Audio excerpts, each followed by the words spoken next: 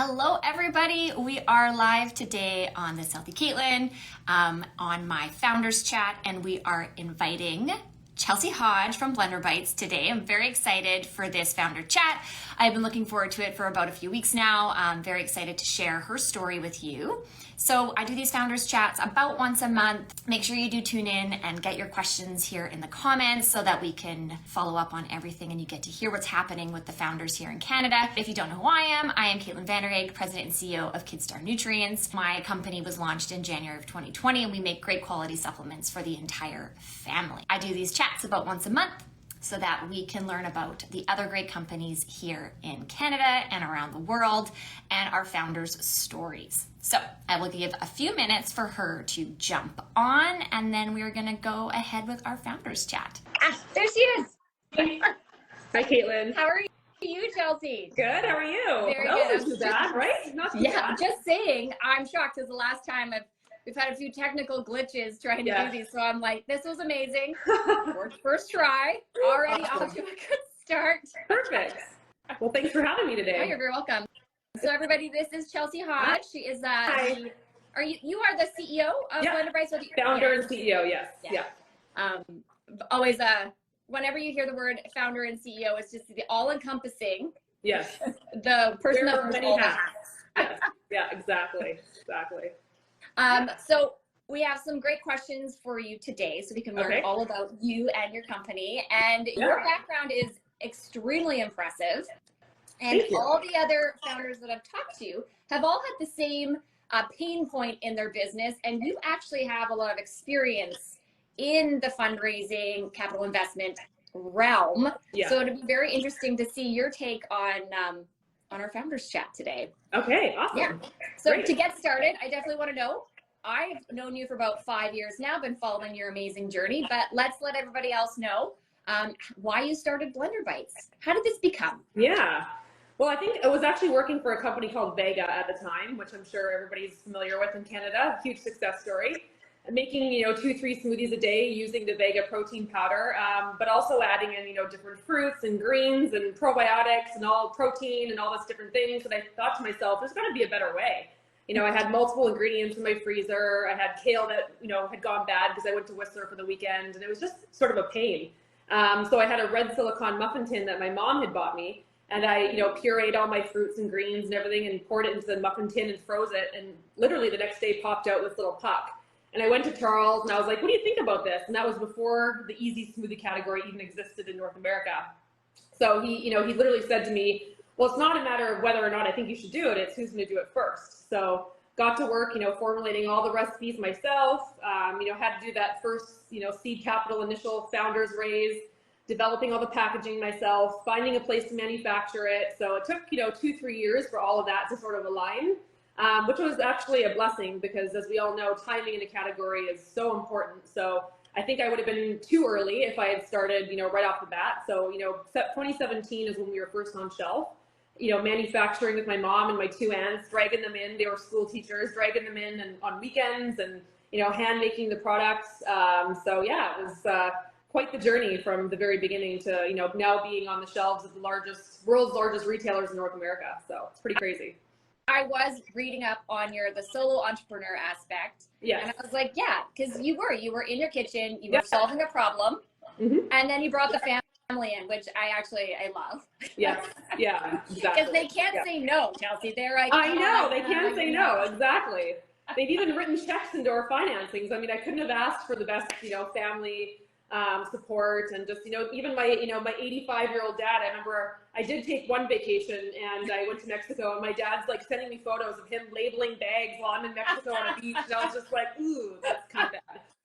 Or you're like, don't rub it in. I'm only taking one vacation. Exactly. Yeah, exactly. So no, I've had incredible support from, all my friends and family. And yeah, I mean, when I look back now, it's just like, whew, I can't believe we've made it this far, not even really having the right food safe certifications to be making product, and literally just like best guess scenario every day, but it works. So, got to keep going. There's been lots of times when I wanted to quit, or I should have quit. No, not should have, but I could have quit that I didn't. And, it really paid off. So, yeah. That's definitely a very entrepreneuristic way of looking at it too, because there are days where it's just like, oh, let's just get through the day, let's get through the month, let's get through payroll, let's move on. And then there's days where you're like, wow, that was an amazing day. I'm so happy I'm doing what I'm doing. I love this. And it is definitely a roller coaster of emotions. Oh, 100%. And you learn to become very like my friends are just kind of like, how do you not get affected like day to day? And you can't, you won't survive. Like you really have to just like learn to be cool as a cucumber and realize like, honestly, everything works out. Like even in the hardest moments where I was just like, oh my God, like what am I going to do? Something happened and it worked out. Like you really get a thick skin and yeah, I mean, like little things just don't even faze you anymore. Like some things that happened, you know, on a daily basis. And I'm just like, meh, no big deal. Figure it out. Like you just kind of become numb. I think maybe that's the word, numb. I think, but it works I in do your favor. agree. So, And it's, you're right. It's almost numb, but it's also at the same time more of a like, it's not that bad. Like this is easily solvable. Let's make a solution. Exactly. Exactly. Yeah. Exactly. So. Now, when did you guys launch into the States? So last summer was actually Walmart US was our first customer. So it's like the biggest customer we ever could have gotten, and it was like right off the bat. So, and there's different theories on this. People are like, no, you should build regionally and, you know, start with California and start with the independents. And we're like, no, you know what? We're just going to go all in Walmart US. And it's been the best decision we ever made. We've lost some of the smaller accounts, sure. But I mean, no one compares to, you know, the volume of Walmart. So just referencing that, some accounts won't list you if you're in Walmart. Right. Yes. Whole Foods doesn't like it. Sprouts doesn't like it. Unfortunate, but then we can also create other items that we can be, you know, exclusive with those retailers that aren't in Walmart, right? So there's always a way around that too. But no, Walmart's been a fantastic partner, Walmart Canada and US. So, but it takes a lot of capital. I mean, you have to be prepared. You have to have, you know, the team for it. So been a lot of learning lessons along the way, but so far for us, it's been a fantastic partnership. No, so, when you find the but right we're in Albertson Safeway, we're in HEB. I mean, we're in, you know, some of the Winn-Dixie, so we're in some of the bigger retailers right now. We're launching another major in 2 weeks, so we haven't publicly announced it yet, but we're going to be in another major. So that's been great. So we're just ramping up production for that right now. So yeah, we're kind of breaking the rules a little bit and sort of how we're building the US market, but so far for us, it's working. So yeah. I love that. Yeah. And it's true, when you find the right partners in the right market, then and you're in only 1 year, Chelsie. It's only been a year. I know, it's kind of crazy, honestly. It's amazing. Yeah, it's honestly, Caitlin, it's 90% of my business now is the US market. Like that's how fast we've grown in the US. I mean, Canada's, you know, our home base, and we're in all the majors here in Canada, and it's a very important market for us. But the major opportunity is the US, and we're pushing fast and hard. We know how important it is to be, you know, first on shelf and sort of own the category that way. So we're pushing hard, and so far it's working. So yeah. When you, when you launched your first 2 SKUs, my kids loved the green pucks. They loved it. Okay, yeah. They were like, this is the one that they were like, which I always thought was funny because I was like, oh, they're going to like the berry one. Yeah. And they were I hear that all the time. I hear that all the time that the kids love the greens, and it's interesting. So now they're moving over towards the Daily Defense, which is like that healthy orange creamsicle kind of flavor. It's my favorite. So good with a little oat milk. It's delicious. So, but now how many SKUs in total do you have?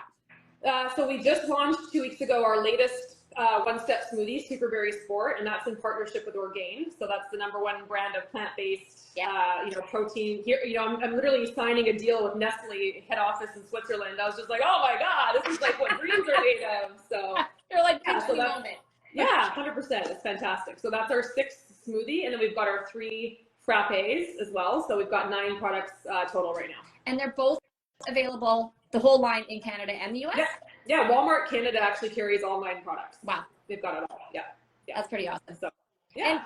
And you're still in Costco Canada, correct? Costco Canada was we were on shelves for about a year in the East, and then we did an in and out, and then we're actually meeting with them again this week. We're looking at going back in January. Wonderful. Yeah. That's pretty awesome. Costco's a fantastic retailer. We're talking to 3 or 4 divisions in the US as well. So the great thing is with the Orgain partnership, Orgain is huge at Costco. That's what I was thinking. Yeah. Oh yeah, they're massive. So they're so that partnership really opened up a lot of doors for us on the Costco side too. Yeah. I'm very excited for you. Like, it's only been a year. I'm like, so we just launched into the US, like soft launch, like our labels and such, like a month ago. Yeah. So for us, it's like when I see everybody going into CS, I'm like, I know it's a huge amount of effort. It's a huge amount of capital. It's a totally different game, but it's also extremely exciting. Yes, 100%. I mean, oh my gosh, look at the population size of the US compared to Canada, right? So no, I think it's, it's definitely, our focus right now and just continuing to build. We just signed with the largest sales agency in the US, so we're going to be announcing that. That's been a fantastic partnership, and they've built all the biggest brands, Orgain, Kind Bar. They work with Coca-Cola, so having them on our side is going to be great. Yeah, just really ramping up the brand. They represent Poppy, so yeah, no, it's fantastic. So working with them and continuing to build and hit new markets. And the great thing about Blender Bites, and I think this is really interesting because some of our competitors don't fit this, but we developed a brand that works at Whole Foods and Bristol Farms and all the top retailers, but it also works at Walmart. And I think that's a good lesson when you're building a brand, is don't make yourself too niche, because then you're eliminating a whole big portion of the market.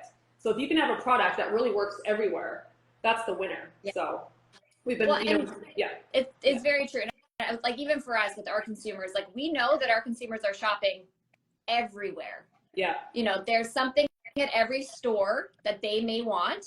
And if your products are also there, then they have the opportunity to purchase them at the same time. Yeah, exactly. And all these retailers, like, people are like, really, Chelsea, Walmart, but you're premium and you're organic and you're expensive and you're functional. But that's what the retailers want now. They're all switching away, especially in my category. The buyers are telling me, they're like, Chelsea, customers don't want just like a frozen fruit smoothie anymore. They want the collagen, they want the protein, they want the vitamins, they want all the extras, right? So being able to marry good quality. And the organic and the taste and all these things, the convenience of just, being able to throw the puck in. So yeah, I mean, the retailer landscape for premium is really changing. We are facing some struggles just, with the economy and people really, struggling financially and stuff. But there's always the shopper that wants and will pay for the convenience. So it's very true. So since you've grown, we know you obviously used to make all the samples in your own kitchen. So has that changed when you're making a new product? I no longer hand make the product. Oh my God. I don't think I'd still be alive if I was still doing that. So we actually found a great partner for manufacturing in Ontario. So we've been there actually probably about 5 years now. And it's a very large facility at Tacoma, so they manufacture for other brands as well. But the great thing about that is we're the only product of our type. Sort of, we have exclusivity on, frozen smoothies with them. We have our own dedicated, space and rooms. So no one else is manufacturing in our room, so we can have complete control over that. So we've got a great partner in Canada that's working on production and can service. I mean, we can grow tremendously with them right now. So that's pretty awesome. Yeah, I love that you said that you guys have your control over your line, because that is in food and then contaminant, like allergens and things. You want to be able to say, no, we don't use that ingredient. It's never going to touch the line. Exactly. Oh yeah, absolutely. And another thing that I really recommend too is, in food, make sure that you're testing for microbes every single production run. Like, we take zero chances. Like, before every production run is released, it's going to the lab for full microbes. Especially for, my category, there's continuous frozen fruit recalls. I mean, it happens all the time. You guys have seen it. Some of my biggest Canadian competitors have had serious hospitalizations and recalls and stuff. So, knock on wood, that's never happened to us and never will happen to us. We take that very seriously, and, we're willing to invest extra money into ensuring, food safety. So that's pretty amazing. Because in the supplement industry, that's a standard. Like, we can't release without it. So some people don't realize that food doesn't have the same regulations.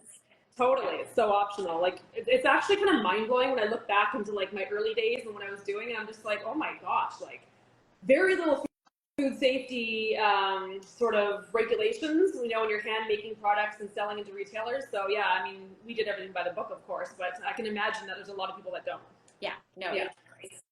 I could see it. I could see it going another way, but you're right. It's pretty amazing knowing that you're taking the care, the time, doing it right, got the quality, you're going above and beyond. Is amazing. 100%, totally worth it. So okay, so I have some good questions for you. All right, so you've already talked about the process of making the products, what you've got going on that front, and the growth that you're seeing in the next few years. What has been your biggest challenge to date?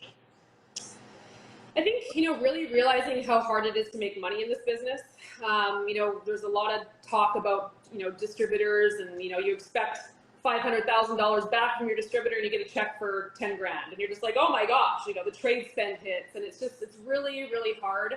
And especially in frozen because the margins are a lot smaller. So I think, if you're starting a new brand, just make sure you have, the right margin in place from the get-go. Anywhere from starting at 40 to 55 is like where you should be aiming, I think. The unit metrics has been tough for us. We're paying for frozen freight, frozen storage, frozen, shipping. So it's tough. But we're working on that. We're working on getting our costs down wherever we can. I have an incredibly lean team.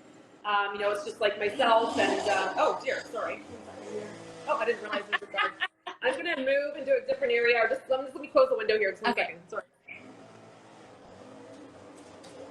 Sorry about that. I didn't know we had the gardeners here. Okay. So yeah, just unit metrics and ensuring that you can actually make some money. A lot of brands in food aren't profitable. I'm sure it's the same in supplements. Nowhere near profitability. But then you're finding yourself in a situation where you're continuously raising capital. When you raise capital, you dilute your equity position. You don't want to be doing that. Even just, raising capital the last 2 years has been utterly impossible, as Caitlyn, and all of our founder friends know. We were lucky that we actually decided to do an RTO and go public in September 2021. And that has allowed us to be able to go out and raise, a lot of funds and continue to raise funds and fund this growth that we're having. So, but yeah, the struggle for capital and the struggle to get profitable is definitely by far my biggest challenges. It's been, I say every single person I've talked to has had the same comment is on having enough working capital to grow. Yeah, exactly. Pay yourself, pay your people, and invest back into marketing. That's also the problem. It's just like, okay, well, you get on shelf, but now I don't have money to actually market the product. So how are people going to find out about us? How are people going to know we exist, right? And that's one of the hardest things too. And that's why you look at these massive brands, like look at Liquid Death, look at Olipop.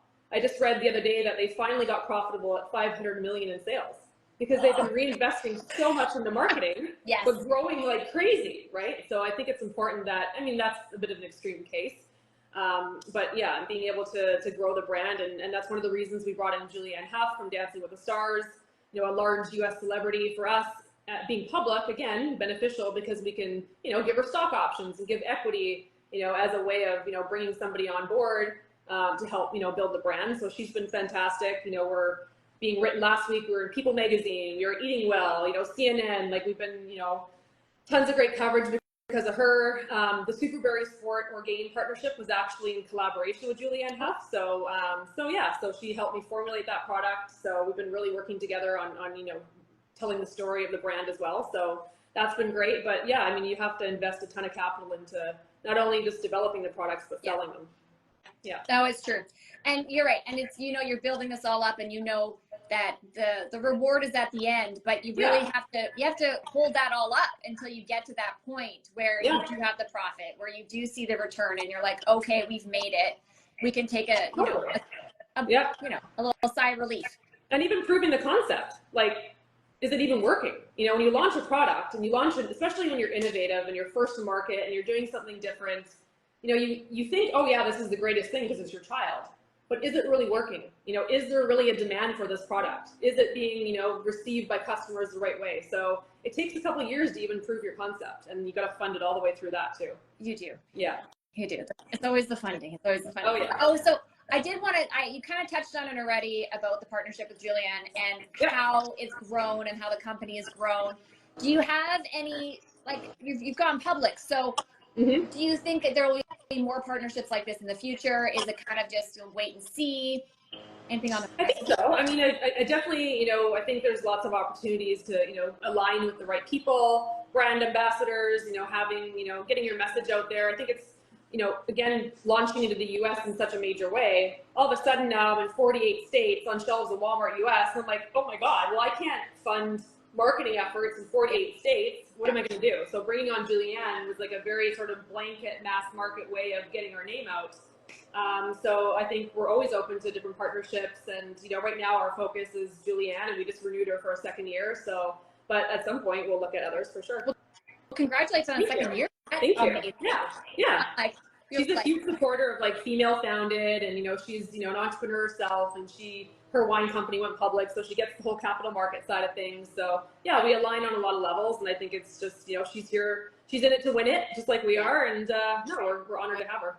I love it. Yeah. So have you been part of a program, an accelerator or an incubator or anything like that you found? Okay, it was no. Okay. All right. Well, a lot of times they want to charge you in the beginning, and I'm just like, sorry, like I would love to learn from you and maybe potentially, prevent from making all these mistakes, but we didn't have the capital for that. I was putting my money into, other things. So, I mean, I think I'm all for it. I know Arlene Dickinson has a great one.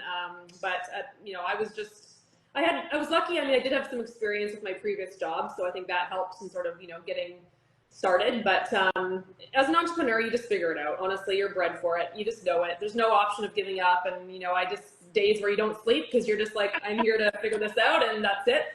Caitlyn, I don't know how you do it with kids. I could never have children with the way I like my job and the way I'm exhausted. And like, how would I have kids? So someone said to me today, how are you doing? And I said, I'm a little bit tired today. And they're like, are the kids in camp? And I was like, no, they're not in camp. They were at the office yesterday. Grandma's got them for a few days. I was like, okay, for a few days. I'm like, I got a little bit of breathing room. And I just kind of took a deep breath and I was like, I don't know, Chelsie, how. Yeah, I don't know how. You, honestly, like for doing the whole balance thing, because it's just like I have 2 dogs, and I'm like, okay, that's like, they're my babies, but I could not do the kid thing. I wouldn't be able to do what I do. No, I actually think it's more when you're in it, you don't realize how hard it is until you take a step out and you're like, oh, wow. Yeah, oh, wow, I'm tired. Yeah, exactly. Yeah. So it's, thankfully I'm still in it, so I don't know how hard it is yet. When I take that step out, I'm like, wow. Yeah. Well, good for you. I have a good one. Yeah. What is one piece of advice you wish you knew before you started your company? I was lucky because I asked for advice all the way along. Like Charles Chang from Vega became a mentor. I had a lot of people from Vega, actually, management became mentors. So, I was always sort of like, I guess, I can't stress enough how important mentors are because you're going to need that help along the way.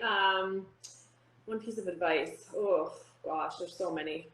I think maybe just ask for help sooner because like on the financial side, I think, there was, building out pricing models and so many things. I guessed on the early days, I was lucky that I got it kind of right, but it could have been really wrong and I would have had major problems. So, find people that, you can bring in part-time or even just like, exchange services or something, but make sure you have someone financially sound on your team that really understands what you're doing, because that's the fastest way to go under is, not being priced properly, not accounting for certain things, expenses that come in. So yeah, just don't be afraid to ask for help earlier than you actually think you need help. That is a huge one. I agree with you because I came from ingredients. When I had problems, I just went and asked. I was like, well, involved with what ingredient or I'd ask the manufacturer, what do you think? Like, this is your industry. What do you think on the side of it? And definitely not afraid to ask all the questions from all the experts. This is what they do all day long. So we have to ask them. Yeah. We may not agree with them, but having their opinion is extremely valuable. Yeah, absolutely. And sometimes, listening to your gut too, because I have been given advice on certain things that didn't sit right with me. And I was just like, okay, well, maybe that was your experience, but not necessarily times have changed or the market's changed, you know what I mean? So really doing that gut check too. And rely, I mean, this is so cliche, trust your gut, but it really is true in business. Like entrepreneurs, I think, have a natural instinct for certain things, and you just have to really trust and believe, what you're thinking, because it's oftentimes correct. So yeah, I do agree with you on trusting yourself because we've thought of these innovative ideas, we're bringing them to market. The other people that may be saying things to you did not take the risk, did not go out there playing it safe. They don't want to be the innovator. Yeah. And kind of just saying, don't, like, maybe don't do that. Maybe just do it the easy way. Maybe just go over here. I had someone say, you can't be everything to everybody. And I said, yeah, I realize that. I said, but my products are going to be clean.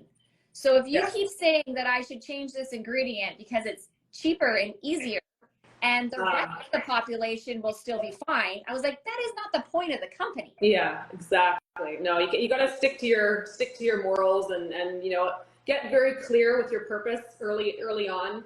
And yeah, don't ever move away from that for sure. That's Oh, I love it. So all right. So where do we see Blender Bites and Chelsie in the next 5 years? Woo. Well, I mean, you know, I'm building to sell. So, you know, working, you know, signing a partnership with Nestle now, and, you know, building some new innovation next year, which is super exciting that we'll get into. But yeah, I'm building this to become a leader in, you know, the functional frozen fruit, functional frozen, you know, smoothie set, and eventually, you know, have a strategic partner come in that can really take it, you know, to other countries and, you know, different markets. And we just launched into food service, which I think is a really exciting opportunity for us. Yes. You know, hospitals, hotels, cafes, restaurants that want a solution for, you know, a smoothie product without having to buy multiple ingredients and, you know, work on recipe formulations. So opening up that channel right now. But yeah, I think in 5 years, hopefully we'll have been acquired. I love it. Yeah. It's a very clear line. You know what you want, and it's going to happen. Yeah, and we're moving so fast in the U.S. I think, you know, the magic number for, you know, being acquired is around the $100 million mark. So hopefully in 5 years we'll be doing that, and yeah, we'll find a nice little deal there for us. But you never know. We'll never know. I'm also a serial entrepreneur, and I love to work. I'm so excited to be up at 6 o'clock and be on my computer. It's the best part of my day, other than spending time with my dogs. So you know, I think that's also important because I'm obsessed with what I do, and I absolutely love it.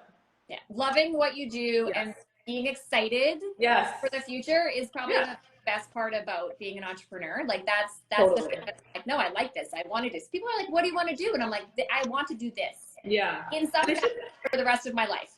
And I should clarify, Caitlin, to your audience too, that doesn't really happen the first few years, because I'm like finally at the point now where it's just like I can open up my computer and be like, oh wow, like we were in or People magazine this morning, or oh wow, we got this account, and it's like, you know, millions of dollars in orders. So I think it wasn't always like that. And I think, you know, you work so hard to get to, this is kind of the reward stage now, where we're finally at this time where like the big exciting things are happening, and then, you know, obviously it makes it so fun. But the first years are not like that. So you just have to work hard to get to that, get to that point in time. Yeah, you're right. Okay, yes, those. Yeah. I'd like to pretend those didn't happen. I'm like, no, the frightening beginning is, you know, you wash it over. I once said to someone, entrepreneurship is like having children. Yeah. Like childbirth. You forget how hard it is, and you do it again.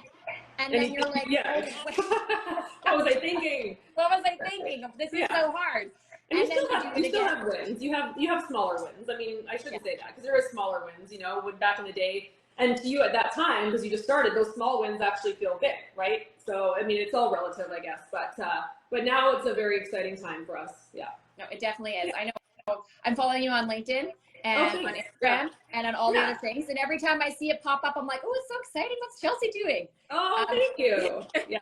Well, I appreciate that. It's great to have the other female founder support. So it's definitely needed to be a community. Everyone needs to rally, because, you know, and like you said about marketing is expensive, but liking and sharing posts is free. Yeah, totally. Oh yeah. Spreading the word. You know, a lot of friends that have, you know, kids, tell your friends, you know, like there's a way of getting the word out that doesn't cost any money. Right? So how do we make sure that everybody that's watching knows how to follow you and find you? Our website's blenderbites.com, Instagram, blenderbites, TikTok, blenderbites. Handles, pretty easy to find. So give us a follow, and we do lots of giveaways and, you know, have lots of fun things on our account. So follow the story. We're also public, so we put out press releases, so you can sign up to receive news if that's of interest, or even if you want to become a shareholder. It's a great time to invest. We're traded on the Canadian Securities Exchange, so awesome time to get in and be a part owner. That's very exciting. Yeah. So I want to thank you again, Chelsie, for being here. Thank you. Have an amazing, and make sure everybody that's watching to give Chelsie and Blender Bites a follow on all the social platforms to stay up to date on what is happening with her and the company. Amazing. Thanks everybody for watching. Have a great day. Enjoy the summer. Take care.